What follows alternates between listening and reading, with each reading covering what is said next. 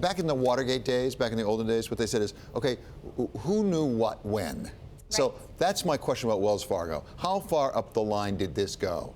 Right, so I think that's what the board, David, is still looking at Wells Fargo, and our story was trying to look at that as well, this accountability question that you have. You know, who knew what, who knew when, and how, what did they do about it? So the story that we looked at was really about this generation of executives that either could have known or should have known, and in some cases we talked to people and they said, look, they were told that there were suspicious numbers on the platform here, and they decided not to do anything about it.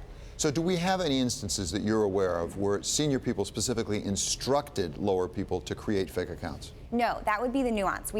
No one we talked to said we'd heard about or we saw a senior manager who actively said to someone, please open a fake account. But what we're saying and what we talked to people about was more that if they were told, hey, these numbers are pretty suspicious, these are high. I mean, someone told us 42 debit accounts by a single banker in Southern California. Nobody said as a manager, hey, that looks a little bit fishy, maybe I should look into that. Perhaps this is made up, perhaps it's bogus. If you were going to have a consultant come into this business and have a dig around, they'd have a look at the hierarchy of how this company is made up in terms of management, etc. And in this monster piece that you've written, it's called the management army. The amount of branch managers there are, the amount of management above that, management above that. Can you just walk us through that and why this is so relevant? The chart that illustrates this point. It's very powerful. Yes, exactly. So on that chart, you will basically see that at the very top of the bank, so this is just within the retail bank, this is not talking about the CEO, the C-suite executives, but in the retail bank, you've got 3 regional bank executives. We talk about those people a lot in the story. That's John Statude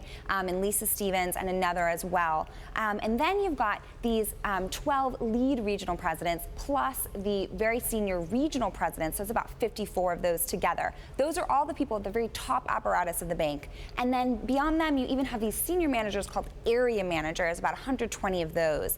And all of those people, of those top, the bank told us that they fired one person over 5 years. Yes, one person, whereas they fired about 5,300 lower level employees, branch managers, bankers, tellers.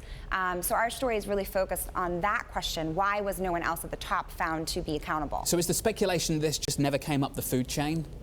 I think it did. In our reporting, it did come up the food chain. We have instances where people were told about it by senior managers telling their senior managers that there's something wrong here, or at least you should question this. And from our investigation, you know, those efforts were rebuffed. Now, I will say we did learn in our investigation that the company's executives have identified certain members of management. We're not really sure what that means, maybe mid-level, maybe higher, that they do have identified for firing.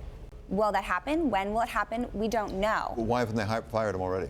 So what they have been saying to us, our sources have said, is that they want to give full thrust to the investigation that the board is doing before they make those types of determinations. They need their cooperation, essentially. Yes, exactly.